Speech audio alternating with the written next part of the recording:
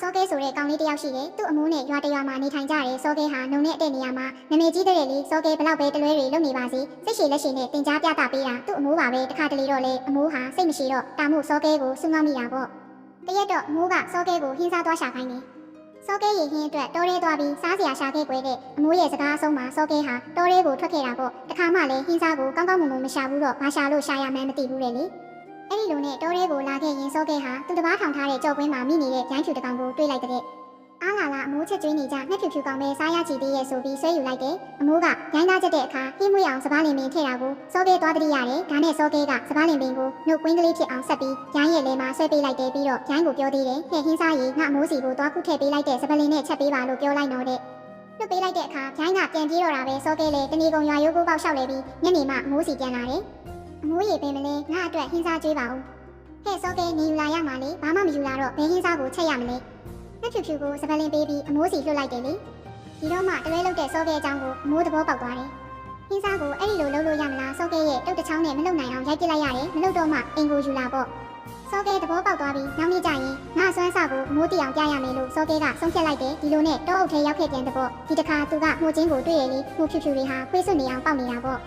အော်မိုးပြောတဲ့ဖြူဖြူခင်းစားတွေတွေ့ပြီးလာလေရော့ဆိုပြီးတုတ်ကောင်းကောင်းတစ်ချောင်းရှာပြီးမှုဖြူဖြူတွေကိုလိုက်ရိုက်တော့တာပဲမှုတွေဟာကြေမွားကုန်ပြီးတဲတွေမြေကြီးတွေပေးကုန်တာပေါ့ဟင်းစားတွေကိုတဲပြီးစောကဲရွာကိုပြန်လာတယ်အမိုးဟာထုံးစံအတိုင်းတလွဲလောက်လာတဲ့သားကိုတစ်ခုချင်းတင်ပေးရတယ်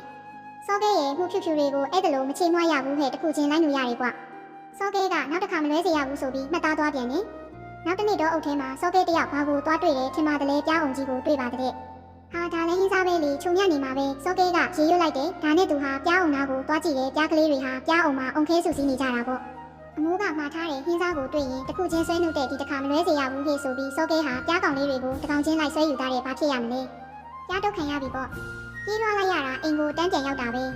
အမိုးပြောတော့တစ်ခုချင်းလို့ဆိုငါ့ကိုတုတ်တယ်ပြားအောင်တွေကပြားတွေကိုတစ်ကောင်ချင်းဆွဲယူတော့တုတ်ပြီပေါ့ပြားအောင်ဆိုတာအောက်ကနေမီးနဲ့ညှိုက်ပြီးငွေတွေနဲ့ပြားတွေကိုမောင်းထုတ်ပြီးမှစားစရာကိုယူရတယ်စောကဲရဲ့စောကဲတိလိုက်ပြန်ပါပြီနောက်တစ်နေ့တော့ဟင်းစားပါကိုပါလာရမယ်လို့စောကဲကဆုံးဖြတ်ထားတယ်စောကဲဟာတောအုပ်ထဲမှာဘာဟင်းစားရမလဲဆိုတာကိုတေချာလိုက်ကြည့်တာပေါ့အဲ့ဒီမှာစွန်းစားနေတဲ့ရတေကြီးတစ်ပါးကိုတွေ့တယ်ရတေကြီးဟာအများသူငါလှူလိုက်တဲ့စွန်းထမင်းဟင်းတွေကိုတပိတ်ထဲကနေယူပြီးစားနေတဲ့စောကဲကတော့ဟောပြဟင်းစားတော့အစင်တင်တွေ့ပြီလို့ဆုံးဖြတ်လိုက်တယ်ဒါနဲ့မိတို့ကြီးကိုကင်ပြီးရတေကြီးကိုလိုက်ရှို့တယ်ရတေကြီးကဟဲ့တကားနဲ့ဟန့်ရှာတယ်ဒါပေမဲ့မရပါဘူးလေသူလဲပူလွန်းတော့ထပြေးရတာပေါ့စောကဲလက်ကလွတ်အောင်မနေပြေးရတယ်အမိုးပြောတယ်လို့မိလိုက်ရှို့တာပဲဟင်းစားကထပြေးတယ်အမိုးရဲ့ဒီလိုစောကဲကပြောလာတော့အမိုးဟာအလန့်တကြားနဲ့ဘလို့ဖြစ်တယ်လဲမေးတဲ့အခါရတေကြီးကိုမီးနဲ့လိုက်ရှို့တာကိုသိသွားခဲ့ပြီလေစောကဲရဲ့ရတေကြီးကိုခုလိုမီးနဲ့မရှို့ရဘူးလေထိုင်ကြတော့ရတယ်ပြီးမှအရှင်ရတေကြီးရဲ့စွန့်ကြံလေးများရှိရင်ကျွန်တော်မောင်စောကဲကိုကျွေးမွေးပါအောင်လို့ရိုတီပြောရတယ်စောကဲသိပါပြီဟင်းစားပေးနိုင်တဲ့သူကိုထိုင်ကြတော့ရမယ်ပြီးရင်စွန့်ကြံထမင်းကြံလေးတောင်းရမယ်နောက်တစ်နေ့ဟင်းစားထွက်ရှာတဲ့စောကဲဟာတောဆက်မှာကျွဲမကြီးတကောင်ကိုတွေ့ရလေကျွဲမကြီးဟာကျွဲလေးကိုနှုတ်တိုက်နေတဲ့နှုတ်ဖြူဖြူအရည်တွေဟာဟင်းစားပဲလို့စောကဲသိသွားတယ်ဒါနဲ့သူကကျွဲမကြီးရဲ့နှုတ်နားကိုသွားပြီးစကားတွေသွားပြောတော့တာပဲအရင်ဆုံးဥချကြောလိုက်တယ်အရှင်ရတဲ့ကြီးစွန့်ကြံထမင်းကြံဟင်းစားလေးများပေးပါစကားတော်မှမဆုံးသေးဘူးကျွဲမကြီးကသူ့ကလေးကိုအန်ဒီရဲ့ပေးမှဆိုလို့ကန်ထုတ်လိုက်တာစောကဲတော့လွင့်ထွက်သွားတာပဲ